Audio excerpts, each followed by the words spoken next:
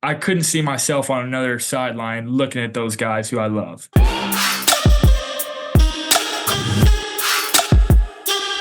Why stay for Alabama? Yeah, a couple reasons, right? One, I knew, when I was a recruit coming here, right? Like, I saw, Mac's journey. I saw people like, Yep. Brian Robinson's journey.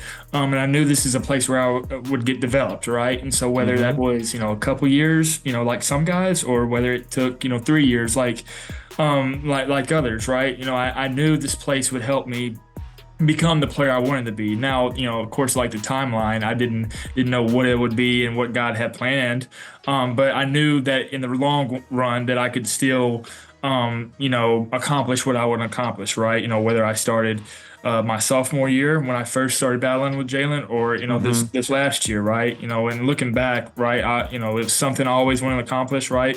Winning a Heisman Trophy, winning a national championship, being a captain, like all stuff that I could still accomplish. It just wasn't, in my timeline.